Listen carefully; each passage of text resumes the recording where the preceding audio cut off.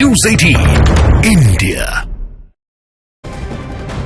और इस वक्त की सबसे बड़ी खबर, चुनावी बॉन्ड पर फैसला पढ़ रहे हैं सीजेआई। 5 जजों की बेंच और उसमें 4 जजों की बेंच अपना फैसला इस वक्त सुना रहे हैं और उनकी तस्वीरें भी हम आपको सीधे लाइव दिखा रहे हैं। चुनावी बॉन्ड पर फैसला पढ़ रहे हैं सीजेआई।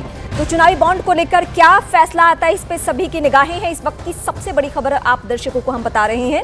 चुनावी बॉन्ड को लेकर आज की तारीख में, मतलब आज फैसला आना था और वो फैसले की ही इस वक्त घड़ी है। सुप्रीम कोर्ट से सीधे लाइव तस्वीरें इस वक्त हम आपको दिखा रहे हैं, जिसमें सीजेआई इस वक्त फैसला पढ़ रहे हैं। चुनावी बॉन्ड से जुड़ा हुआ ये पूरा मामला, सरकार से पूछना जनता का कर्तव्य है। ये सुप्रीम कोर्ट का जो शुरुआती कमेंट है, टिप्पणी है, वो एक एक करके अब सामने आ रही है। बड़ी बात है कि उन्होंने क्या कहा है। अगर किसी पब्लिक को कुछ जानना है, पारदर्शिता होनी चाहिए और पारदर्शिता के लिहाज से सुप्रीम कोर्ट ने किस किस एंगल को किस तरीके से देखा है, उस पे इस वक्त फैसला पढ़ा जा रहा है। 4 जजों की बेंच अपना फैसला इस वक्त सुना रहे हैं और ये फिलहाल तस्वीरें भी इस वक्त हम आपको दिखा रहे हैं। सीजेआई फैसले को इस वक्त पढ़ रहे हैं। क्या क्या कमेंट होता है, फैसला क्या होता है, इस पे क्या असर होता है आने वाले वक्त में। इलेक्टोरल बॉन्ड पर फैसला इस वक्त सुप्रीम कोर्ट से। चुनावी बॉन्ड को लेकर ये बड़ी बातें इस वक्त हम आपको बता रही हैं। सुप्रीम कोर्ट पे सबकी निगाहें हैं, लेकिन एक एक करके हम आपको बताएंगे कि दरअसल ये चुनावी बॉन्ड है क्या। 2 जनवरी 2018 को अनुसूचित किया गया था सरकार के द्वारा। इसे राजनीतिक वित्त पोषण में पारदर्शिता लाने के प्रयासों के तहत राजनीतिक दलों को किए जाने वाले दान के विकल्प के रूप में पेश किया गया था। लेकिन यह मामला कहां पहुंच गया, सुप्रीम कोर्ट पहुंच गया और उसके बाद आज इसको लेकर फैसला।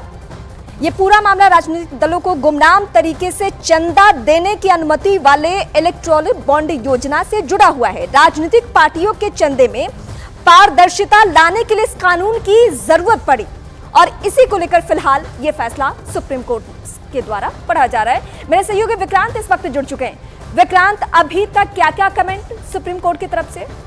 मैं कुछ ही देर में उनका रुख करूंगी। सरकार से पूछना जनता का कर्तव्य है, रिश्वत का जरिया बन सकता है चंदा, ये कहा है सीजेआई ने। शुरुआती कमेंट के आधार पर आप समझ सकते हैं कि राजनीतिक पार्टियां जो हैं, हो सकता है संभवतः कुछ ऐसी बड़ी बातें आ जाए जिसमें चुनावी माहौल में उन्हें यह दिखाना जरूरी है कि किस पार्टी को कहां से किसके जरिए कितना चंदा मिल रहा है। रिश्वत का जरिया, बहुत बड़ा कमेंट है, ये अपने आप में कंप्लीट है। रिश्वत का जरिया बन सकता है चंदा और इसी को लेकर याचिका के जरिए ये कहा गया था कि ये जो चुनावी चंदा होता है उसके बारे में हमें मालूम क्यों नहीं होता है, किस पार्टी को कहां से किसके जरिए फंड मिलता है, या किसी को क्यों नहीं मालूम होता है। मैं सीधे अपने सहयोगी का रुख करती हूं। विक्रांत मेरे साथ इस वक्त जुड़ चुके हैं। विक्रांत, ये जो शुरुआती सीजेआई का कमेंट, अभी फैसले का तो इंतजार है हम सभी का, उसमें ये कह रहे हैं सीजेआई कि चंदा जो है वो रिश्वत का जरिया बन सकता है। देखिए, सीजेआई इस मामले में अपना फैसला पढ़ना शुरू कर दिया था और इस मामले में 5 जजों की बेंच थी। 2 फैसले आ रहे हैं, लेकिन दोनों फैसलों में जो अंतिम निष्कर्ष निकला है वो एक ही है, यानी दोनों की रीजनिंग अलग है। एक जस्टिस संजीव खन्ना ने लिखा है और एक जस्टिस सीजेआई ने लिखा है। दोनों की रीजनिंग अलग है, लेकिन एक ही निष्कर्ष निकला है। और चीफ जस्टिस ने कहा कि याचिका में पॉलिटिकल पार्टी, ये अपने आदेश में कहा कि पॉलिटिकल पार्टी जो है वो बहुत ही रेलेवेंट यूनिट हैं जो हमारी चुनावी प्रक्रिया है उसमें, और उनकी जो इंफॉर्मेशन है वो जो मतदान करते हैं मतदाता, उनकी चॉइस उनके लिए बेहद जरूरी है इन राजनीतिक दलों की फंडिंग के बारे में जानना। तो इसलिए जो चुनावी जो बात की जा रही है इलेक्टोरल बॉन्ड की, वो उसमें ये पूरी तरीके से ये प्रावधान है कि उसके बारे में ये पता नहीं चलता कि किसने उसमें इलेक्टोरल बॉन्ड खरीदकर राजनीतिक दलों को चंदा दिया है। तो वो आर्टिकल 19(1)(a) के तहत जो राइट टू इंफॉर्मेशन और आर्टिकल है उसका वायलेटिव है।